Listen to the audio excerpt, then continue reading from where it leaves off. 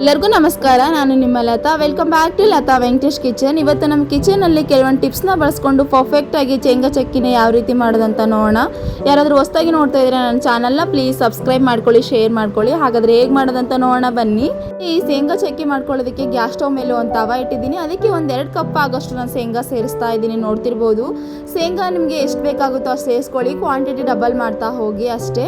ಈಗ ಲೋ ಫ್ಲೇಮಲ್ಲಿ ಚೆನ್ನಾಗಿ ಫ್ರೈ ಮಾಡ್ಕೊಳ್ಳಿ. ಹೈ ಫ್ಲೇಮಲ್ಲಿ ಇಟ್ಟು ಫ್ರೈ ಮಾಡೋಕ್ಕೆ ಹೋಗಬೇಡಿ, ಮತ್ತು ಸೀದೋಗ್ಬಿಡುತ್ತೆ. ಹಾಗಾಗಿ ಸುಮಾರು ಒಂದು 7 ರಿಂದ 8 ನಿಮಿಷ ಆದರೂ ಲೋ ಫ್ಲೇಮಲ್ಲಿ ಚೆನ್ನಾಗಿ ಫ್ರೈ ಮಾಡ್ಕೊಳ್ಳಿ. ಲೋ ಫ್ಲೇಮಲ್ಲಿ ಫ್ರೈ ಮಾಡ್ಕೊಳ್ಳೋದ್ರಿಂದ ಕ್ರಿಸ್ಪಿಯಾಗಿ ಪರ್ಫೆಕ್ಟಾಗಿ ಶೇಂಗಾ ಚಕ್ಕಿ ಬರುತ್ತೆ. ಹಾಗಾಗಿ ಯಾರಿಗೆ ಐರನ್ ಕಂಟೆಂಟ್ ಕಡಿಮೆ ಇರುತ್ತೋ ಅವ್ರಿಗೂ ಕೂಡ ಮಾಡ್ಕೊಳ್ಳಿ. ಸ್ವಲ್ಪ ಬ್ಲಡ್ ಇಂಪ್ರೂವ್ಮೆಂಟ್ ಮಾಡುತ್ತೆ ಈ ಬೆಲ್ಲ ಮತ್ತು ಶೇಂಗಾ. ಹಾಗಾಗಿ ಈಗ ನೋಡಿ ಸ್ವಲ್ಪ ಕಲರ್ ಚೇಂಜ್ ಆಗ್ತಾ ಇದೆ ಅಲ್ವಾ. ಈಗ ನೋಡಿ ಈ ಸ್ವಲ್ಪ ಈ ಥರ ಮಾಡಿದ್ರೆ ಹೊಟ್ಟು ಎಲ್ಲ ಮೇಲೆ ಉದುರು ಬರಬೇಕು. ನೋಡಿ ಪರ್ಫೆಕ್ಟಾಗಿ ರೆಡಿಯಾಗಿದೆ ಅಂತ ಅರ್ಥ. ಈಗ ಇದನ್ನು ನಾನು ಒಂದು ಪ್ಲೇಟ್ಗೆ ಟ್ರಾನ್ಸ್ಫರ್ ಮಾಡ್ತಾ ಇದ್ದೀನಿ. ನೋಡ್ತಿರ್ಬೋದು. ಪ್ಲೇಟ್ಗೆ ಟ್ರಾನ್ಸ್ಫರ್ ಮಾಡ್ಕೊಂಡ ನಂತರ ಕೂಲ್ ಆಗಕ್ಕೆ ಬಿಟ್ಬಿಡಿ. ಕೂಲ್ ಆದ ನಂತರ ಹೊಟ್ಟುನೆಲ್ಲ ತೆಗೆದು ಬಿಡಿ ಬಿಡಿಯಾಗಿ ಶೇಂಗಾನ ಮಾಡಿ ರೆಡಿ ಮಾಡಿ ಸೈಡಿಗೆ ಎತ್ತಿಟ್ಬಿಡಿ. ಈಗ ಗ್ಯಾಸ್ ಸ್ಟವ್ ಮೇಲೆ ಒಂದು ತವ ಇಟ್ಟಿದ್ದೀನಿ. ಈಗ ನಾವು ಪಾಕ ರೆಡಿ ಮಾಡ್ಕೊಳ್ಳೋಣ. ಹಾಗಾಗಿ 2 ಕಪ್ ಆಗಷ್ಟು ನಾನು ಶೇಂಗಾ ಸೇರಿಸಿದ್ನಲ್ವ, 2 ಕಪ್ ಆಗಷ್ಟು ನಾನು ಬೆಲ್ಲ ಸೇರಿಸ್ತಾ ಇದ್ದೀನಿ. ನೀವೇನಾದರೂ ಬೆಲ್ಲ ಕಡಿಮೆ ತಿಂದರೆ 3/4 ಕಪ್ ಆಗಷ್ಟು ಬೆಲ್ಲ ಸೇರಿಸ್ಕೊಳ್ಳಿ. ಈಗ ನೋಡಿ ನಾನು 2 ಕಪ್ಗೆ 2 ಕಪ್ ಆಗಷ್ಟು ನಾನು ಬೆಲ್ಲ ಸೇರಿಸಿದ್ದೀನಿ. ಇದಕ್ಕೆ ಒಂದು 2 ಟೇಬಲ್ ಸ್ಪೂನ್ ಆಗಷ್ಟು ವಾಟರ್ ಸೇರಿಸ್ತಾ ಇದ್ದೀನಿ. ವಾಟರ್ ಜಾಸ್ತಿ ಸೇರ್ಸಕ್ಕೆ ಹೋಗಬೇಡಿ, ಮತ್ತೆ ಪಾಕ ಪರ್ಫೆಕ್ಟಾಗಿ ಬರಲ್ಲ. ಹಾಗಾಗಿ 2 ಟೇಬಲ್ ಸ್ಪೂನ್ ಅಷ್ಟೇ ವಾಟರ್ ಸೇರಿಸಿದ್ದೀನಿ. ಈಗ ಒಂದು 5 ರಿಂದ 6 ನಿಮಿಷ ಚೆನ್ನಾಗಿ ಕುದಿಸ್ಕೊಂಡಿದ್ದೀನಿ. ಈಗ ಪಾಕ ಆಗಿದ್ದೇನೆ ಇಲ್ವಾ ಅಂತ ನೋಡೋಣ. ಒಂದು ಪ್ಲೇಟಲ್ಲಿ ವಾಟರ್ ಹಾಕ್ಕೊಂಡಿದ್ದೀನಿ. ಒಂದು ಸ್ವಲ್ಪ ಪಾಕ ಸೇರಿಸ್ತಾ ಇದ್ದೀನಿ. ನೋಡ್ತಿರ್ಬೋದು ನೀವು. ಇದನ್ನ ಈಗ ರೆಡಿ ಆಗಿದ್ದೇನೆ ಇಲ್ವಾ ಅಂತ ನೋಡ್ಕೊಳ್ಳೋಣ. ಈಗ ಎಳೆ ಥರ ಬರ್ತಾ ಇದೆ. ನೋಡ್ತಿರ್ಬೋದು. ಹಾಗಂದ್ರೆ ರೆಡಿ ಆಗಿಲ್ಲ ಅಂತ ಅರ್ಥ. ಈಗ ನೋಡಿ ಯಾವ ಥರ ಬರ್ತಾ ಇದೆ. ಈ ಥರ ಆದರೆ ರೆಡಿ ಆಗಿಲ್ಲ ಅಂತ ಅರ್ಥ.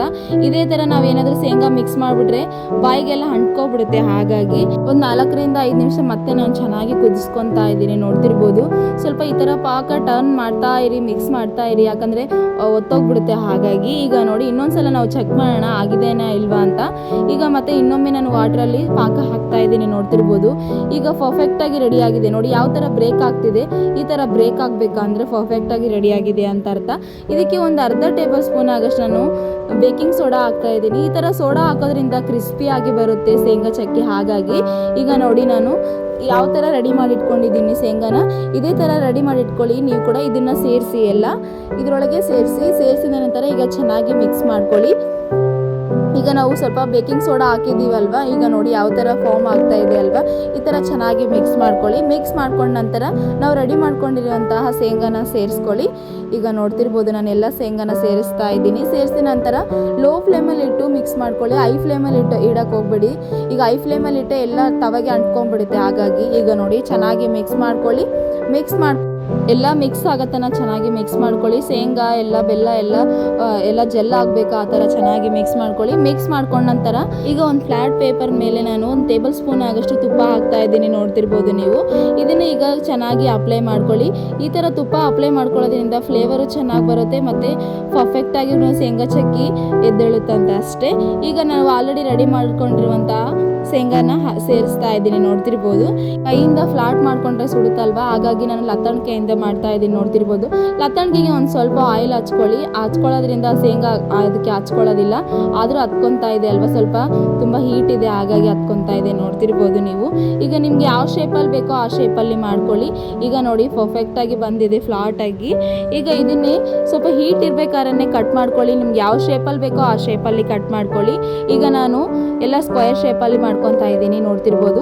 ನಿಮ್ಗೆ ಯಾವ ಶೇಪಲ್ಲಿ ಬೇಕೋ ಆ ಶೇಪಲ್ಲಿ ಕಟ್ ಮಾಡ್ಕೊಳ್ಳಿ. ನಾನು ಸ್ಕ್ವೇರ್ ಶೇಪಲ್ಲಿ ಕಟ್ ಮಾಡ್ತಾ ಇದ್ದೀನಿ. ಎಲ್ಲ ಇದೇ ಥರ ಕಟ್ ಮಾಡ್ಕೊಳ್ಳಿ.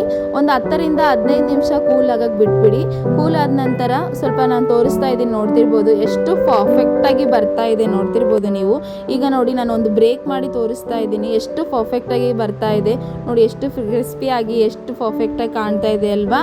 ಖಂಡಿತ ನೀವು ನಿಮ್ಮ ಮನೆಯಲ್ಲಿ ಟ್ರೈ ಮಾಡಿ. ಹೇಗಿದೆ ಅಂತ ನನಗೆ ಕಮೆಂಟ್ ಬಾಕ್ಸಲ್ಲಿ ತಿಳಿಸ್ಕೊಡೋದು ಮರಿಬೇಡಿ. ಪ್ಲೀಸ್ ಲತಾ ವೆಂಕಟೇಶ್ ಯೂಟ್ಯೂಬ್ ಚಾನಲ್ಗೆ ಸಬ್ಸ್ಕ್ರೈಬ್ ಮಾಡಿ, ಶೇರ್ ಮಾಡಿ. ಥ್ಯಾಂಕ್ ಯು ನನ್ನ ವಿಡಿಯೋ ನೋಡಿದ್ದಕ್ಕೆ. ಮತ್ತೆ ಹೊಸ ಕಂಟೆಂಟ್ ಜೊತೆ ಮತ್ತೆ ಸಿಗ್ತೀನಿ. ಥ್ಯಾಂಕ್ ಯು ಫ್ರೆಂಡ್ಸ್ ನನ್ನ ವಿಡಿಯೋ ನೋಡಿದ್ದಕ್ಕೆ.